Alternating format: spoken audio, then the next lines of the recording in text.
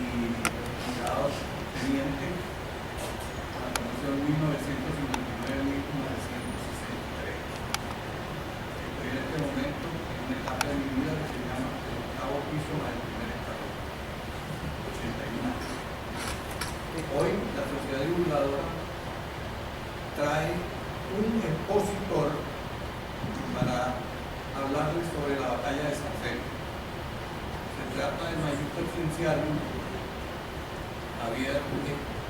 Alexander Escala Porras, con un currículum bastante amplio en materia de historia militar de Venezuela y particularmente con la enseñanza de nuestro eterno profesor, el coronel Serapio Eduardo Romero Mendoza, presidente de la Sociedad Divulgadora de Historia Militar, que también intervendrá más adelante.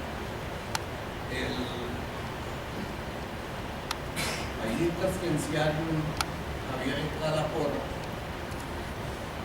tiene, aparte de su carrera egresado de la Universidad Central de Venezuela, tiene el magíster cienciario en Historia Militar. Tiene 2 magísteres cienciarios. Tiene 6 libros, siempre sobre la historia militar. Tiene innumerables revistas. Pertenece al Centro Nacional de Historia.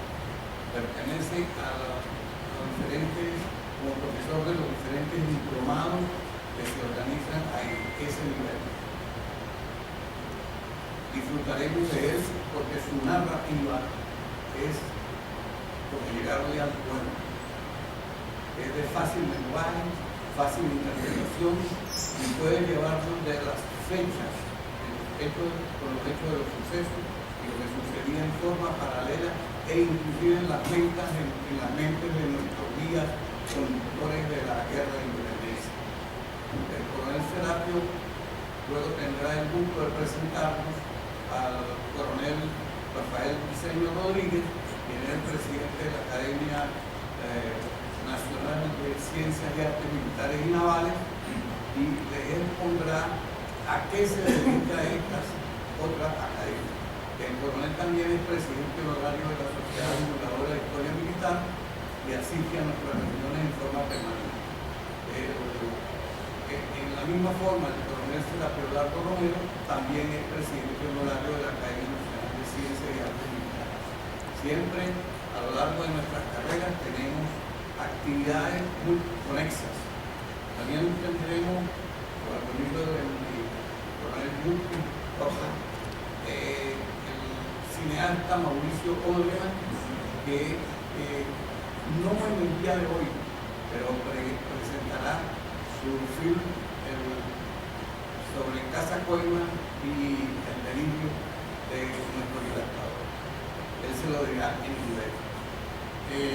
A continuación los voy a dejar con nuestro magíster cienciario Javier Escala Porras.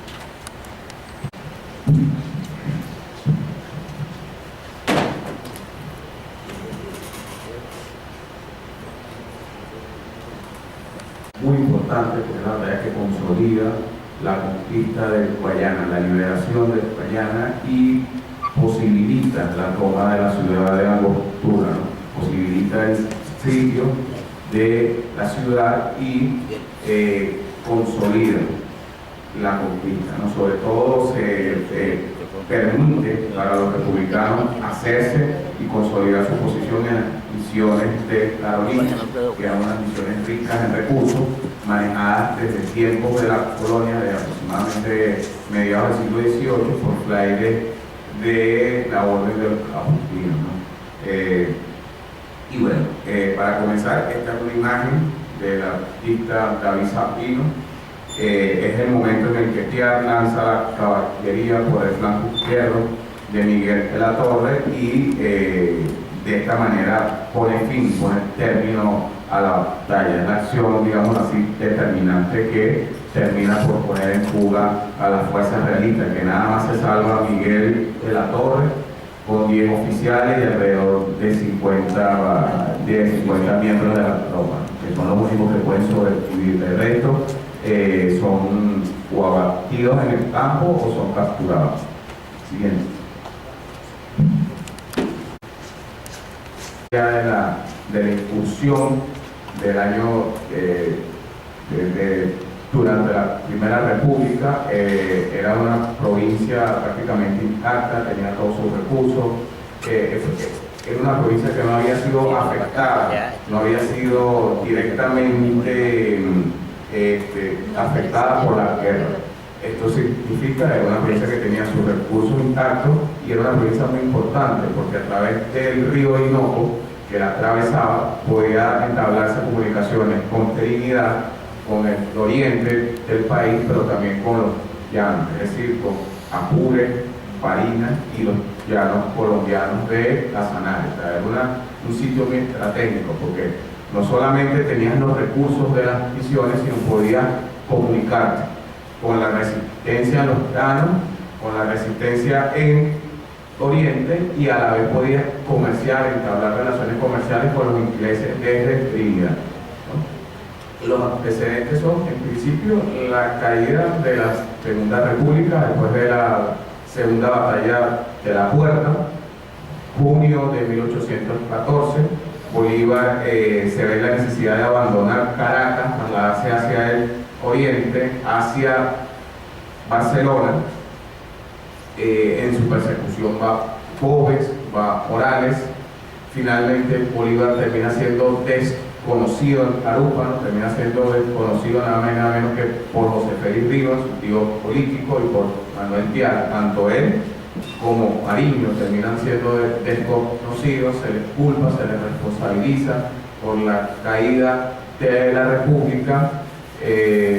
Bolívar es arrestado, logra escapar, lanza su célebre manifiesto de Carúpano el 7 de septiembre de 1814, donde él expone, según su visión, las causas de la pérdida de la Segunda República, donde básicamente comenta de que el propio pueblo fue el verdugo de su propia libertad. El pueblo no quería ser libre, el pueblo no quería ser independiente, el pueblo se plegó a las armas realistas, ¿no? Y culmina su manifiesto con la célebre frase de Dios concede la victoria a la constancia, prometiendo volver. Sale al exilio hacia la Nueva Granada, mientras que aquí quedan resistiendo hasta diciembre del año 1814 Rivas, que es el que asume el liderazgo de las fuerzas republicanas en el oriente. Como ustedes saben, en diciembre muere Boves en Urica. Si bien esa batalla la ganan los republicanos, terminarían luego los realistas avanzando hacia Maturín, acaban con Maturín, y Rivas decide escapar, ¿no? Sale de Maturín, pero por los llanos del Guárico, en concreto en la zona de Tucupiro, su esclavo lo delata, lo fusilan y ustedes, bueno, les cortan la cabeza, se la fríen en aceite y la colocan en la puerta de Caracas, ¿no? Como señal de persuasión, de que esto es lo que le espera a aquellos que se levanten contra la corona. La cabeza de José Félix Rivas estuvo en la puerta de Caracas, actualmente se conserva un monumento allí, desde 1815, que fue su muerte, enero del año 15, hasta la entrada de Bolívar después de la batalla de Carabobo en 1821, es decir, estuvo ahí 6 años. Bolívar entonces va a la Nueva Granada, se pone a las órdenes del Congreso. El Congreso le encomienda la misión de pacificar Bogotá, de pacificar Santa Fe. Santa Fe era la provincia de Cundinamarca, era una provincia centralista que no quería unirse a la federación, y la confederación, que era a la que estaba prestando servicios Simón Bolívar, le comisiona ir a Bogotá, someter a Bogotá e incorporar a Bogotá, o digamos así, obligar a Bogotá a incorporarse a la Confederación Neogranadina. Todo lo hará Bolívar en diciembre del año 1814, luego de asediar Santa Fe. Posteriormente a eso, a su éxito, el Congreso de la Nueva Granada general, es decir, comandante en jefe de la fuerza de la Confederación Neogranadina, con la misión ahora de avanzar hacia Santa Marta, que sí estaba en manos realistas. No puede tomar Santa Marta porque no tiene la colaboración de los patriotas, de los neogranadinos que están en la plaza de Cartagena. Los que están en la plaza de Cartagena eran enemigos de Bolívar, por ejemplo, el coronel Manuel del Castillo había tenido diferencias con Bolívar en la campaña Tirable, se niegan a prestarle el auxilio. Bolívar no puede tomar Santa Marta, no tiene los recursos suficientes y decide entonces sitiar, que era una locura, sitiar la plaza de Cartagena. No puede, se entera de que viene la expedición de Morillo, no puede tomar Santa Marta, no puede tomar Cartagena y finalmente decide entonces renunciar a su puesto de comandante de las fuerzas de la Confederación y salir al exilio. ¿A dónde va? Hacia Jamaica, que era una posesión británica, una posesión en manos de los ingleses. ¿Para qué va para allá? A buscar apoyo de los ingleses para en principio expedicionar nuevamente sobre tierra firme y después intentar liberar a la plaza de Cartagena, que había caído o estaba siendo sitiada por las fuerzas de Pablo Morillo en un sitio terrible de más de 100 días, un sitio donde, bueno, hubo muchos muertos, la gente, hasta hubo prácticas de canibalismo allí porque no había recursos con que mantener esa plaza, ¿no? Bolívar llega a Jamaica en mayo del año 15 y permanecerá hasta diciembre de ese año, ¿no? Ahí busca entrevistarse con el gobernador de la isla, el duque de Manchester, dando apoyo, no es recibido, no le prestan atención, no tiene ningún tipo de apoyo. Es un hombre que ha caído en desgracia, un hombre que lo ha tenido todo y de repente no tiene nada, no tiene casa, no tiene sueldo, no tiene los lujos a los que estaba acostumbrado, tiene que vivir en pensiones, tiene que vivir de varios comerciantes que le prestan dinero. Llega un punto hasta que considera el suicidio, ¿no? Es un hombre que está realmente en una condición frágil, ¿no? Tanto política como económicamente. No consigue el apoyo, se dedica a redactar, no solamente a redactar su célebre carta de Jamaica, sino también redacta para la Royal Gazette, que es un periódico local, ¿no? Intentando llamar la atención de las autoridades de Jamaica. Finalmente se da cuenta de que no va a obtener ningún apoyo británico y, convencido por Brión, decide ir a la vecina isla de Haití. Haití, que es una isla que estaba segregada, una zona que estaba segregada porque, bueno, habían hecho una revolución los negros, los esclavos, ¿no? Y tanto Bolívar como el que seguían a Bolívar eran blancos, no se veían allí. Pero finalmente Brión convence a Bolívar. Brión es el que comienza a hacer las gestiones previas con Petión, ¿no? para acordar una reunión. Y Bolívar finalmente se traslada en diciembre del año 15 hacia esa región. Se entrevista con el presidente Petión en enero del año 16. Recordemos que para ese momento Haití estaba dividida en dos reinos, o en dos formas de gobierno. Al norte estaba una monarquía con Henry Christophe y al sur una república con Alejandro Petión. Bolívar va al sur, donde está Petión. Allí se entrevista, busca el apoyo. Petión le ofrece el apoyo, pero con dos condiciones. La primera, que sea Bolívar el que dirija, sea Bolívar el comandante.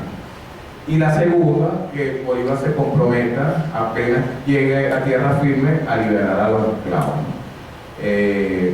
Sin eso, Petion no iba ni las armas, ni los hombres, ni las embarcaciones que se necesitaban para esa expedición. Hubo recelos, hubo gente que no estuvo de acuerdo con la jefatura de Bolívar. Piar fue uno al principio, Bermúdez también, Mariano Montilla también, porque cuando Bolívar está en el exilio, también comienzan a aparecer en la región los emigrados que pudieron escapar al sitio en Cartagena. Bermúdez fue uno de ellos, Bartolomé Salón, Piar, Mariño, etc., ¿no? Mariano Montilla, y ellos se oponían a que Bolívar fuera líder, ¿no? Pero esa fue la condición que puso tanto Petion como Brión, que Brión también era el que tenía los barcos y tenía los recursos. Digo, nosotros no apoyamos ninguna expedición si Bolívar no era el comandante. Tuvieron que aceptarlo, lo reconocen como tal, tanto en Haití como posteriormente en Santa Ana, en la isla de Margarita, en el año 1816. La expedición de los Cayos sale en mayo del año 16, llega a Venezuela, pero esa expedición fue un fracaso. Hay una derrota en la batalla de los Aguacates a mediados del año 16, que la sufre tanto Bolívar como Soublette. Hay un desconcierto, se cree que viene un inminente ataque realista, y Bolívar entonces decide trasladarse a William, ¿no? Y ahí se encuentra con que Bermúdez lo desconoce como el comandante, hasta intenta matarlo, lo increpa, y Bolívar se ve en la necesidad de abandonar el territorio y trasladarse nuevamente a Haití, donde permanecería hasta finales del año 1816, cuando es llamado a retomar la comandancia suprema, nada más y nada menos que por Manuel Piar. Manuel Piar manda a Sea, a Francisco Sea, a buscar a Bolívar de Haití, a informarle de la situación y que regrese nuevamente a Venezuela a ponerse al frente, ¿no? Bolívar trae nuevamente recursos que le da nuevamente Petion, sale del puerto del Carmel, ya no sale del puerto de los Cayos, y llegaría al territorio venezolano a finales del año 1816. Creo que el 17 o el 16 de diciembre de 1816 ya Bolívar está nuevamente en Venezuela, ¿no? Mientras el escenario que se está dando aquí es el siguiente, ¿no? Mientras Bolívar estuvo afuera, la resistencia patriota se concentró en dos puntos: en la zona oriental, entiéndase Cumaná, Barcelona, Margarita, y en los llanos, en Apure, Compay, sobre todo, ¿no? Ahí se concentraban, esos eran los focos donde estaba la resistencia. Ya en ese tiempo, en esos 6 meses en que Bolívar está ausente, que no está en el país, desconoce la autoridad de Mariño, que en este caso hubiera sido el segundo al mando, y desconoce la autoridad de Mariño, alegando que Mariño fue cómplice junto con Bermúdez del motín en Huile, o sea, del motín que desconoce a Bolívar, ¿no? Y tanto es así que Piar ordena al comandante Freites, Pedro María Freites, que era el comandante de la plaza de Barcelona, que no reconozca ni siga instrucciones del Mariño. O sea, que prácticamente el jefe real de la zona oriental era Piar. Mariño estaba sitiando Cumaná. Y Piar combate a los realistas, se une a MacGregor, combaten a los realistas en septiembre del 16 en la batalla del Juncal, que también haría un desborde por el flanco. Y bueno, y después de allí también tuvo unas diferencias con MacGregor, y MacGregor terminaría también marchándose, ¿no?, del país. Aquí es cuando Piar, ya a finales del año 16, se da cuenta, porque recibe instrucciones de reunirse con Páez en el Apure, ¿no?, de colaborar con Páez y hacer frente a los realistas desde los llanos occidentales. Pero él se da cuenta de algo, él dice, debemos posicionarnos de Guayana por los recursos que nos puede ofrecer. Es más importante ocupar Guayana que reunirme con PAE. Y de hecho, siempre se ha considerado que los estrategas son Bolívar y Sucre, pero la campaña de Guayana, la estrategia de la campaña de tomar Guayana es el Piar. O sea, él es el que tiene la iniciativa, es el que planifica tomar Guayana, ¿no?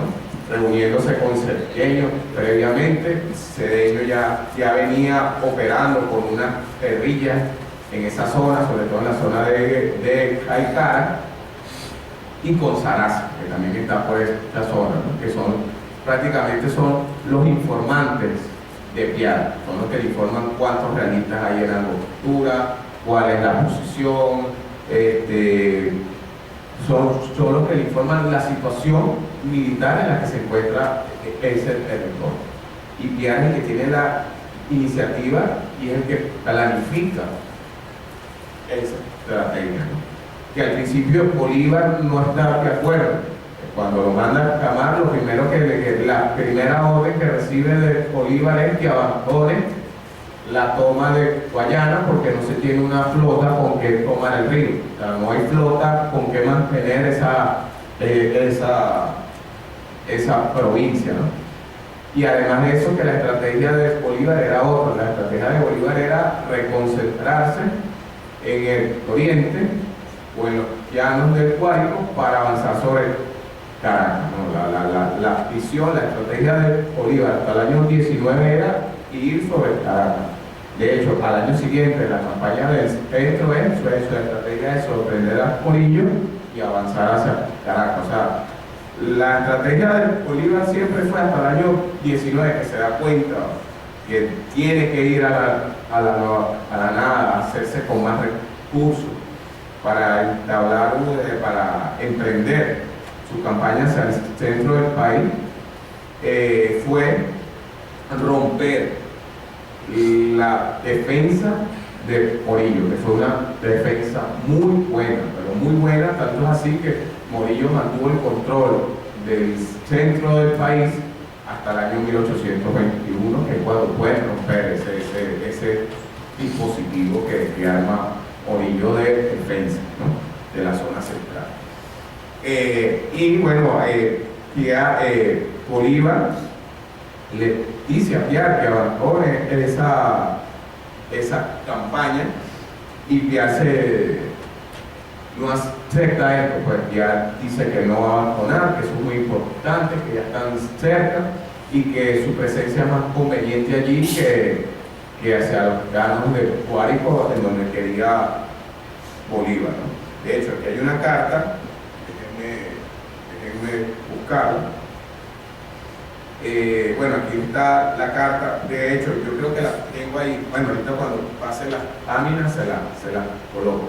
Lo cierto es que Bolívar llega a finales del año 16 y a principios, en enero del año 17, se encuentra haciendo resistencia a los realistas en Barcelona.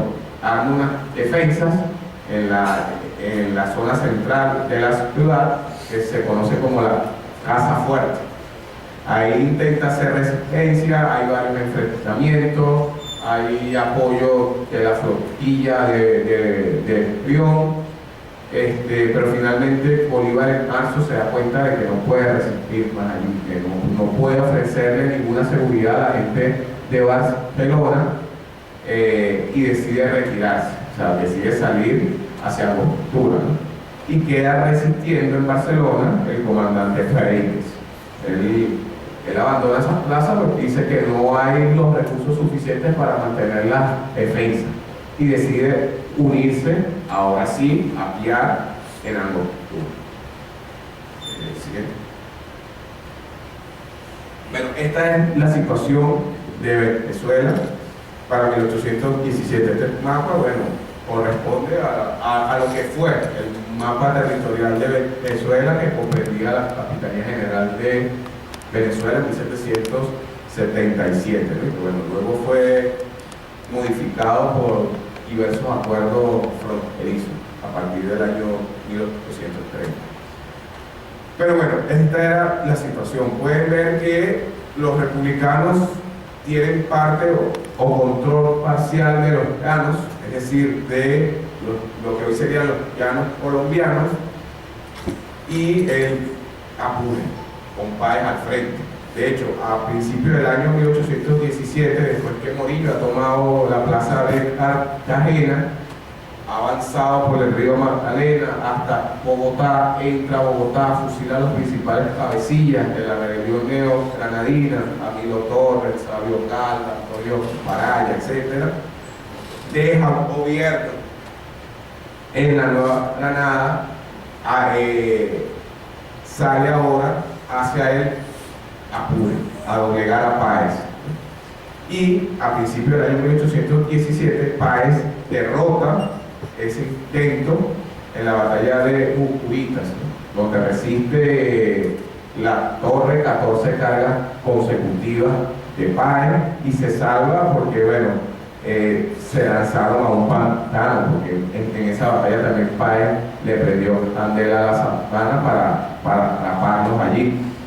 Fue una batalla muy famosa en la que Morillo reconoce la valentía y la osadía con la que lo atacó Páez, ¿no? Tenemos la resistencia en la zona oriental, Margarita, que siempre fue el baluarte donde estaba Arismendi, y tenemos los sitios en Cumaná de Mariño y la defensa que está haciendo Bolívar y Frentes en Barcelona.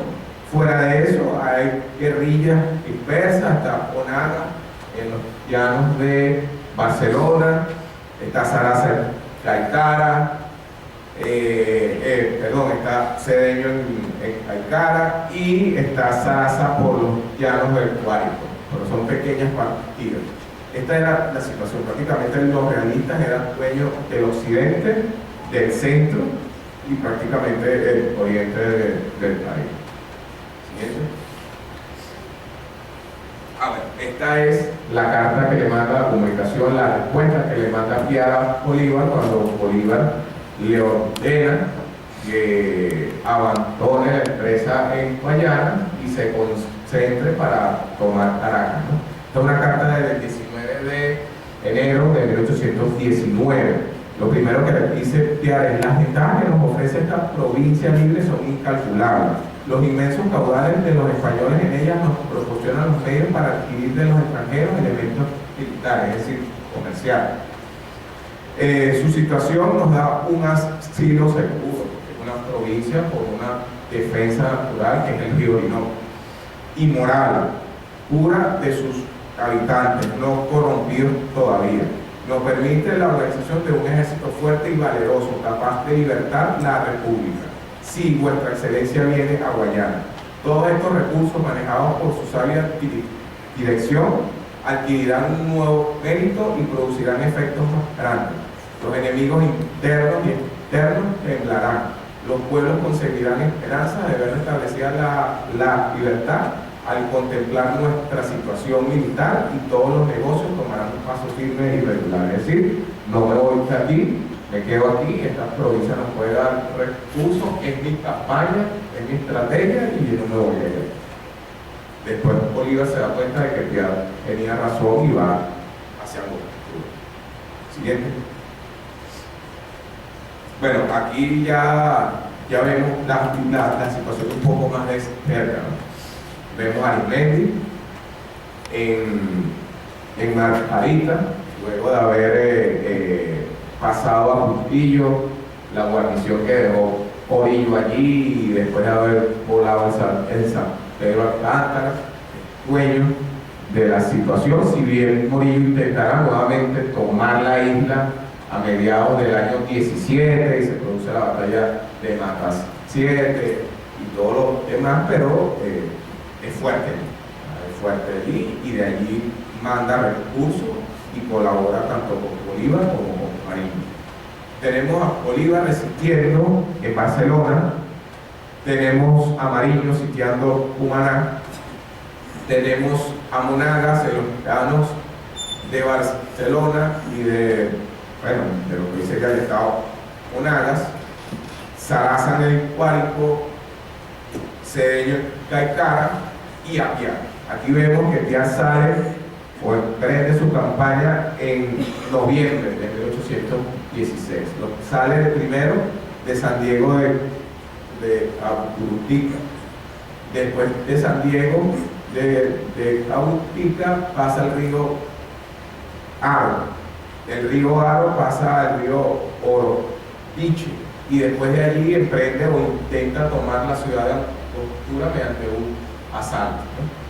No puede, se da cuenta que los realistas son fuertes, ciertamente los realistas tienen control del río, todavía Riondo está aquí, no hay una flotilla todavía republicana allí que pueda ocupar el río de una manera real, efectiva.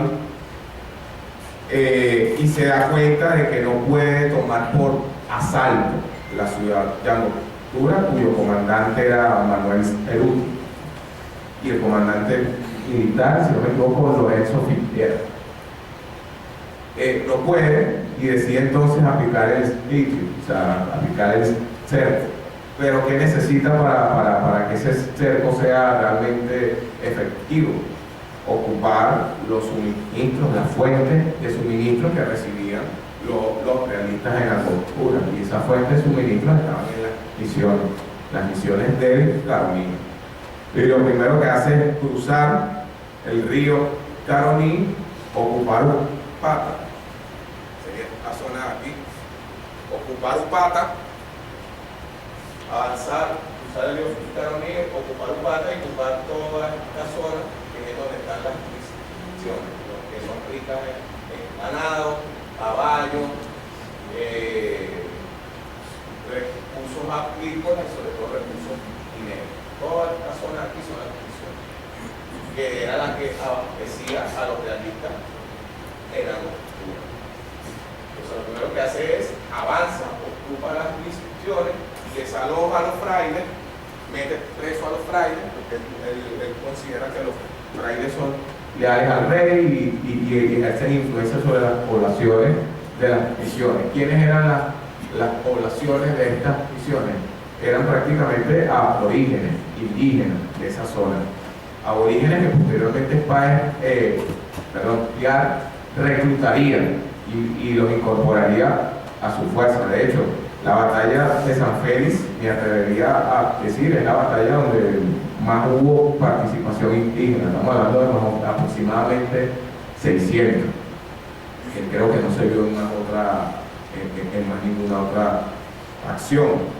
Él los va reclutando allí, toma las misiones, vuelve nuevamente hacia Angostura a aplicar el sitio y deja encargado de las misiones, es decir, es el encargado de mandarle recursos, de reclutar gente, de administrar las misiones, de comerciar con los recursos de las misiones, al coronel y sacerdote José Félix Blanco, que está allá abajo, que es encargado allí mientras él sigue aplicando la acción militar en Angostura. Mientras esto sucede, Morillo comisiona a Miguel de la Torre, que ha sido recientemente derrotado por Páez en Muscurita, a proteger, a mantener a todo trance de la provincia. Lo nombra prácticamente el comandante militar de la provincia de Guayana, y Miguel de la Torre se trasladaría hasta Angostura en marzo del año 1817. Llegaría en marzo. En ese momento la ciudad se encontraba sitiada porque ya todavía estaba en las misiones, estaba sitiada por Cedeño. Y cuando llega allí se da cuenta de la situación, o sea, llega, no hay recursos, no hay comida, no hay víveres, tampoco él trae suficientes víveres para poder mantenerse allí, y se reúne el mando de los realistas en la ciudad y deciden que la única forma de hacerse con los recursos es primero avanzar hacia los castillos de Guayana la Piedra, que sería aquí. Y después de allí intentar recuperar las misiones que las había tomado Piar, es decir, recuperar la fuente de suministro que había tomado anteriormente Piar. Y eso es lo que hará Miguel de la Torre, avanzar primero hacia las defensas, que son los castillos de la vieja Huartana, y después de allí lanzar una expedición para recuperar las misiones, ¿no?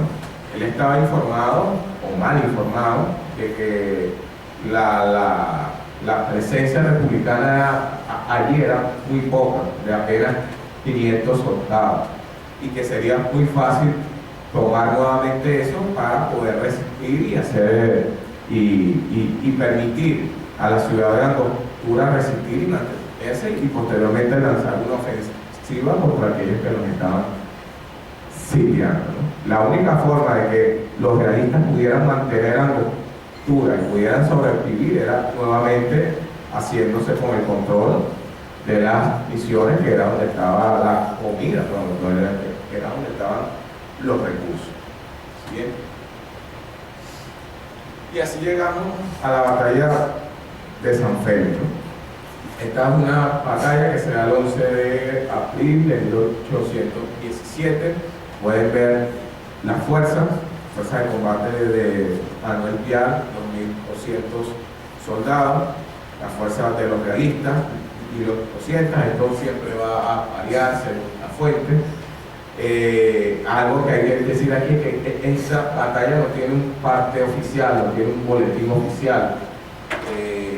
La batalla se ha reconstruido a partir del relato de Juan José Conde, que era uno de los oficiales del Piar, y por un diario de operaciones que es muy escueto, que también llevaba Piar, pero no hay parte oficial, no hay un boletín oficial, no existe, ¿no? Por eso es que cuando usted revisa Eduardo Blanco le dice una cosa, generalmente como Barrios dice otra cosa, Fernando Falcón hizo otra cosa, Manuel Alfredo Rodríguez plantea otra cosa. O sea, no hay un consenso general de cómo fue la batalla, ¿no? O sea, de cómo realmente fue. Solamente, bueno, un ataque principal de infantería y el orden que hace Piar por el blanco, pero los detalles varían, porque no hay un informe oficial, y además de eso, esa batalla posteriormente al fusilamiento de Piar o sea, muchos de los papeles de Piar desaparecieron. Estamos hablando de un general. De hecho, el triunfo de San Félix le vale a Piar el grado de general en jefe. Bolívar, a raíz de este triunfo, le concede a Piar el grado de general en jefe, y es el triunfo más relevante de Piar. Yo creo que San Félix y Maturín en el año 13 son los triunfos más resaltantes de Piar, que solamente perdió una sola batalla contra Oves en el año 14 durante la retirada hacia Barcelona, que es la batalla de Salada. Es la única batalla en la que fue derrotado. Bueno, la batalla se da en una zona cercana a San Félix llamada la Mesa de Quirica, y se da cuando Piar, que estaba en la mesa de Angostura, es informado de que Miguel de la Torre pretende avanzar sobre las misiones para buscar recursos, ¿no? Piar se le logra adelantar, es el que toma la iniciativa de sorprenderlo, de atacarlo, y sobre todo algo muy importante, Piar es el que elige el terreno donde se va a pelear y arma sus fuerzas en función a la geografía del terreno donde se va a pelear.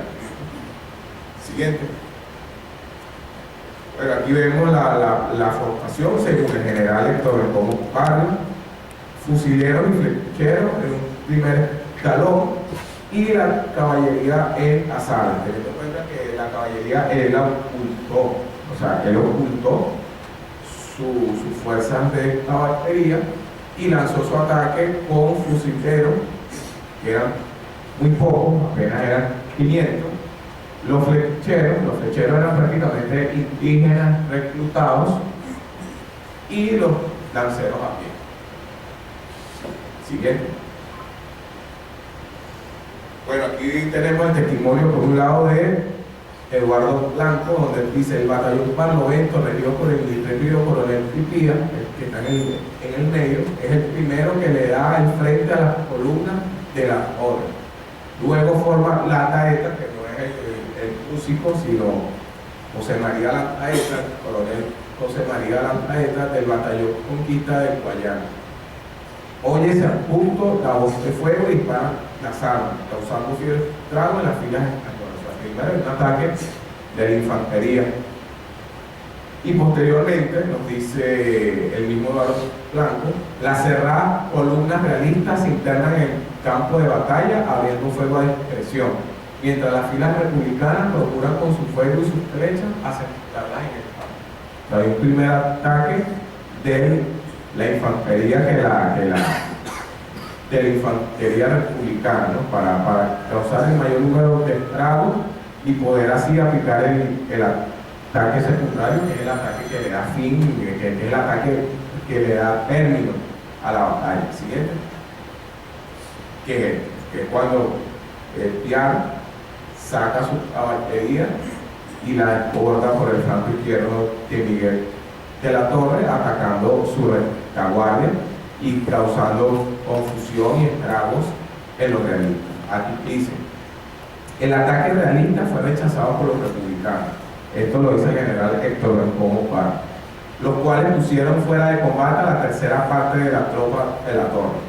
Los realistas iniciaron el repliegue, que fue aprovechado por Piar para lanzar una carga a la Bartoneta contra las unidades que se hallaban en columna, al mismo tiempo que la caballería republicana ataca a la espada por el flanco izquierdo. O sea, este es el punto decisivo de la batalla, cuando Piar decide lanzar su caballería atacando la retaguardia y entablando la persecución contra las fuerzas realistas, ¿no? Una persecución que duró hasta la noche, donde se mató a todo aquel que se encontró, se asesinaron hasta prisioneros y todo. Estamos hablando de que Piar, como todos los comandantes, aplicaba la guerra a muerte.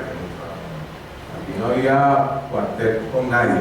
Se dice que incorporaron 200 americanos a las fuerzas republicanas posteriormente, pero los 150 oficiales peninsulares que fueron capturados fueron todos asesinados. De hecho, aquí hay un testimonio del capitán realista, porque a mí siempre me gusta analizar los hechos bajo los dos enfoques. Capitán realista Rafael Sevilla, ¿no? que no estuvo en la batalla por estar enfermo, pero relata esto, ¿no? Él cuenta aquí: dirigía la caballería el feroz Sambo Piar, que ardía en deseos de vengar su derrota en la mesa. La Torre mandó a desplegar en batalla, pero Piar, antes que pudiese tener lugar este movimiento, se lanzó primero sobre los europeos, arremolinados y sin orden. Los pasó a cuchillo sin más resistencia que la individual, que algunos pusieron, y luego se cebó con los soldados del batallón Cactirí, que en vano habían tratado sus jefes de hacerles formar cuadros. Abrumados por el número y desconcertados por la sorpresa, los nuestros se pronunciaron en fuga, siguiéndolos la caballería enemiga, que mató sin piedad a cuantos alcanzar pudo. Aquello fue un verdadero exterminio. A nadie se dio cuartel, solamente a favor de la espesura de un bosque y de la noche que vino a cubrir piadosa aquel cuadro de horror. Lograron escapar con vida el brigadier La Torre, el comandante Carmona, cuya mula pasada de un balazo le llevó hasta el monte, y 8 o 10 oficiales y unos 250 individuos de mi batallón, entre ellos 70 de mi compañía de lanceros y soldados viejos que salvaron a su general. Tampoco sobrevivieron a tan terrible desastre. El brigadier Latorre pasó con sus escasos acompañantes una noche terrible en el bosque, esperando a cada momento ser descubierto y pasado a cuchillo por el enemigo. Debió él y los restos miserables de su división la salvación al comandante de Marina Lizarra, que desde la fortaleza, es decir, desde los castillos, donde se habían refugiado algunos fugitivos, mandó varias cañoneras y piraguas a recorrer las riberas del río para que recogieran a los pocos dispersos de aquella infortunada expedición. Pronto se supo en la plaza aquel desgraciado acontecimiento, pues engreídos los insurgentes, con aquella tan completa como inesperada victoria, a las 48 horas de ocurrido el desastre, se presentaron como fuerzas imponentes a sitiar la ciudad. O sea, ya luego de vencer esa fe, se traslada nuevamente a Angostura a seguir sitiándola, ¿no? Las fuerzas imponentes a sitiar la ciudad, colocándose con la osadía del vencedor tiro de fusil de nuestras débiles trincheras, y presentando vestido de uniforme el cadáver ensangrentado del teniente coronel del Castro, señor Cerúti, mientras gritaba: aquí tenéis a vuestro vencedor. Esto es la guerra. Siguiente. Y bueno, las conclusiones finales, ¿no? Los realistas se quedan sin recursos, no pueden ocupar las misiones. Finalmente tienen que abandonar la plaza de Angostura a mediados de 1817, que termina tomando la plaza es el general José Francisco Bermúdez, julio de 1817. A partir de allí Bolívar instalaría en Angostura un gobierno fijo, un gobierno seguro, un gobierno que le servirá de plataforma para invadir o para avanzar o para liberar la Nueva Granada, un gobierno que le permite tener comunicaciones con Páez en el Apure y con Mariño en la zona oriental, un gobierno que le permite comerciar con Trinidad, un gobierno que le permite, o una zona que le permite instalar un congreso, o sea, le permite a Bolívar asentar un enclave fijo y permanente de la República en Guayana. Asegurada provincia, obviamente, puede formar gobierno estable allí, un gobierno que posteriormente avanzará hacia la Nueva Granada y sobre todo le permite controlar una fuente importante de recursos, por lo menos hasta 1819, porque los recursos de las misiones tampoco eran recursos ilimitados. O sea, esos recursos rápidamente disminuyeron con la guerra, las reses fueron sacrificadas, se vendieron, había que alimentar a la tropa, o sea, esos recursos bajaron muy rápidamente. De hecho, tanto es así que para el año 18 Bolívar le está escribiendo a Páez que le mande reses, que le mande tabaco, que le mande caballos, que ya no hay, aquí ya no hay. Ya en el año 18 ya esos recursos ya estaban en franca, digamos así, merma, ¿no? Además de eso, también con esos recursos de Guayana, Bolívar puede armar parcialmente, porque también se apoya con Páez y con orientales, puede armar la campaña fracasada, pero bueno, la campaña al fin, que lanzó en el año 18, la llamada campaña del centro, con el objetivo de tomar Caracas, ¿no? Y también hay que decir que en estas misiones la labor del coronel Blanco fue muy buena, si bien el coronel Blanco también después tuvo diferencias con Piar no lo reconoció después, decía que el cura Blanco hacía lo que quería, pero el gobierno del coronel Blanco fue muy bueno allí, Bolívar lo dejó y también tiene un papel muy significativo en la batalla, porque es José Félix Blanco quien le manda 500 caballos bien frescos, bien dotados a Piar, que son los que termina utilizando para hacer su estrategia sobre el flanco rival. Bueno, eso es todo. Muchas gracias y bueno, espero que haya